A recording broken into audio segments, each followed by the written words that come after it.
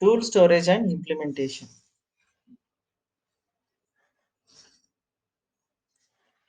So why is tool storage is very important? Everyone thinks it's a small concept, but it's very important concept.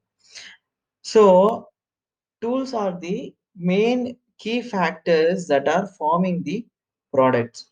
So the way you store the tools with a very safety and not changing the property of the tools will lead to the consistent output every time when you load the tools. And moreover, they'll be using wooden material to store the tools, and there is a proper butting shall happen when you store the tool. You cannot keep like just like that. Now if you see, there is a proper butting has happened, therefore there will not be any distortion for the tools when you store for a longer period, correct? So what is distortion? Let me tell you. There are, say example, you given a two support and you stored a bar like this, and there is a gap here between two surfaces support whatever you are given. So over the period of time, what will happen is the load of the particular bar will act on itself. Then it will tend to bend. Therefore, it lose its shape. So instead of that, when you take a flat surface and store on that and place on that, then the load of the bar is distributed to the ground. Therefore, there is no chance for having distortion for the bar. In the same way, the tools that we are going to use for the production, we need to store in the particular way and but properly.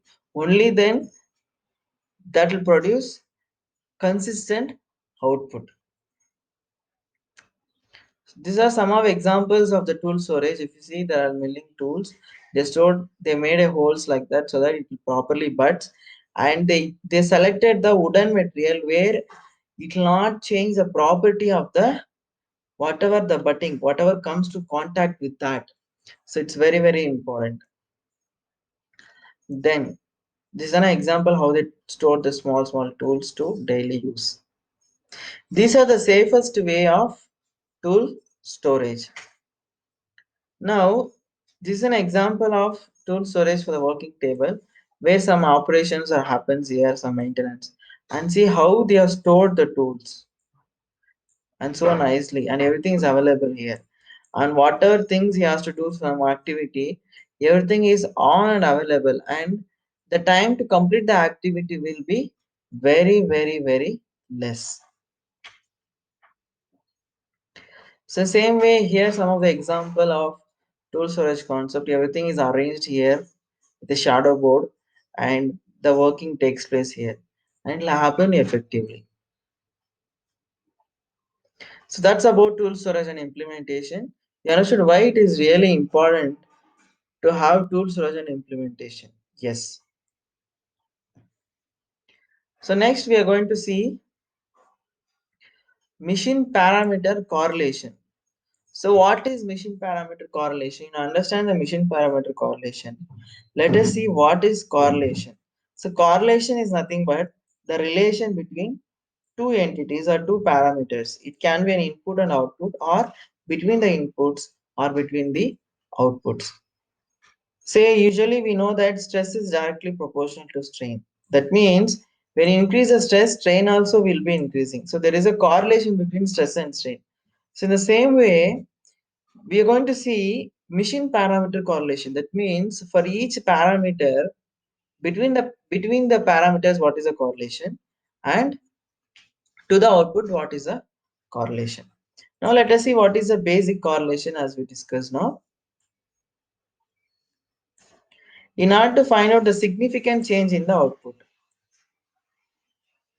So there are different types of correlation: positive correlation, negative correlation, multi-parameter correlation with matrix plot, instrument correlation, instrument correlation formula. Now let us see the explanation of correlation. In general term, we can define the correlation as the mutual relation between two variables which shows significant change in the result.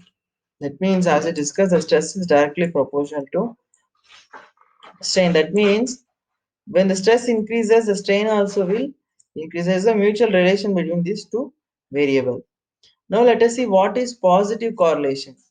In the below example, there is a positive correlation between temperature and vapor rate. As the temperature increases, the vapor rate also increases in proportionate of 99 percentage. So in this case, they have done a correlation between temperature and vapor rate. So as they increase the temperature, the vapor rate is also increased. That means the temperature and vapor rate is having correlation. Now I'll show the live example to how to do correlation in the Excel sheet, and you can also try an example. So the next one is negative correlation. In the below example, there is a negative correlation between temperature and viscosity. As the temperature increases, the viscosity reduces and having 99% correlation. So in this example, they increase the temperature, but the viscosity is not increasing, but it is reducing. This we call it as negative correlation. Then scattered correlation. In the below example, there is a scattered correlation between load and dimension. Even with the load increasing, there is no correlation with the dimension as mentioned below. So now they constantly increase the load and they are taken the output as a dimension. When they plotted the correlation chart, so there is no correlation. That means if it is 4, the output is 1. If it is 5, the output should be 2. But it is 1 only. That means the variation of load is not causing the significant result to the dimension. Therefore, there is some other parameter which is affecting the dimension. That is a scattered correlation. Now let us see an example of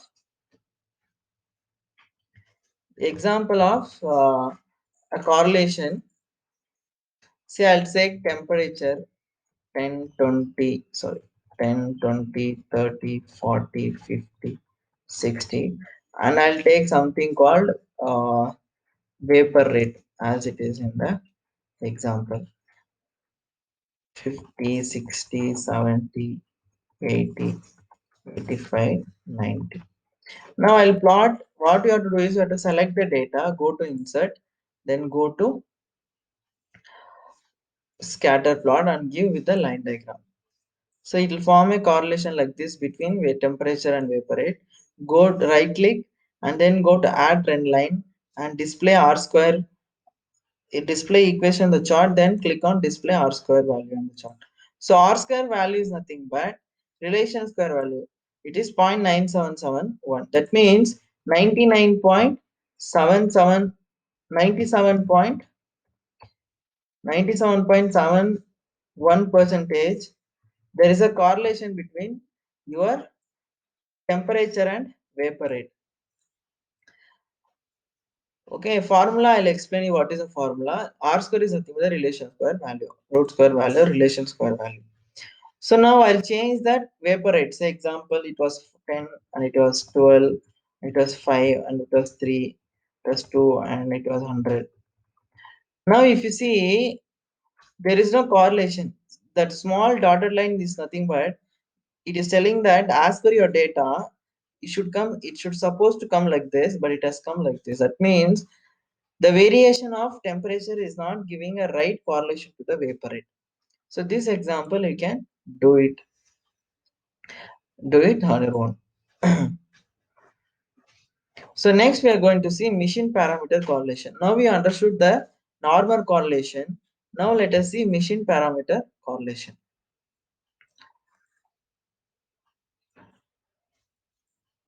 Machine parameter correlation.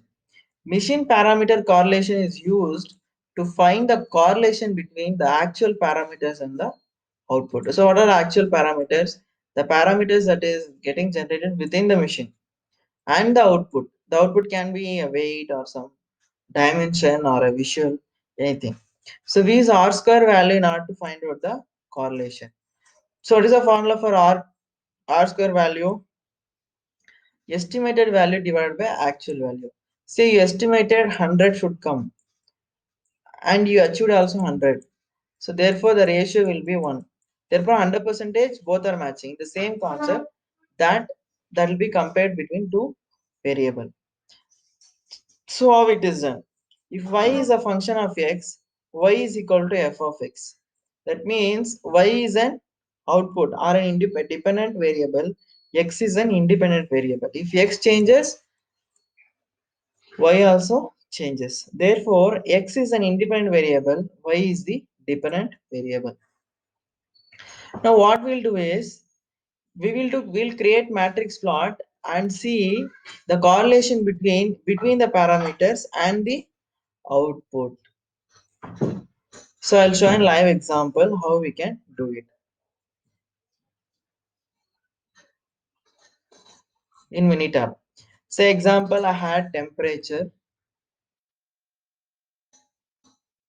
had pressure, then speed, then output as dimension. So now I have taken three input parameters and one output parameter. So in temperature, the actual value I'll collect say 100, 120, 130. Then pressure I'll collect 25, 25. Then speed I'll collect. Then dimension I'll collect for each slot, each shot. What is the dimension? Save 4.4.1.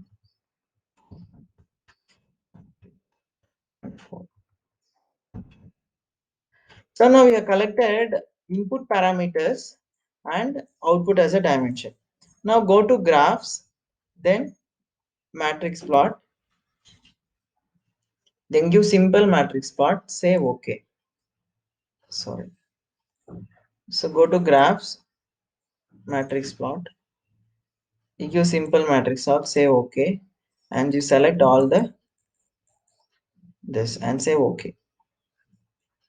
Now you will get a graph like this. So if you see here, temperature, pressure, speed, these are the input parameters and dimension is the output parameter.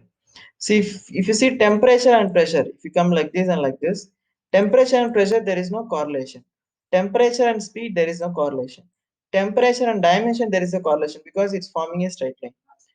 So in this analysis, we can conclude that none of the parameter is having an correlation between them, but only one conclusion that we can make is temperature and dimension is having a correlation. So in this way, in Minita we can do matrix plot.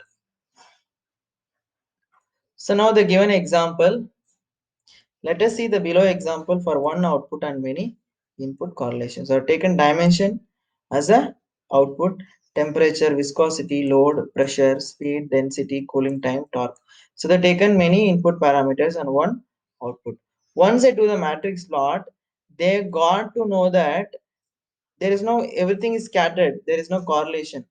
One correlation they observed is for temperature and load, there is a correlation. That means as the temperature increases, the load is also increasing. That is one of the correlation. The second is as the temperature increases, speed is also increasing. Then if the load is increasing, again speed is increasing. So these are the findings are done with the machine parameter correlation.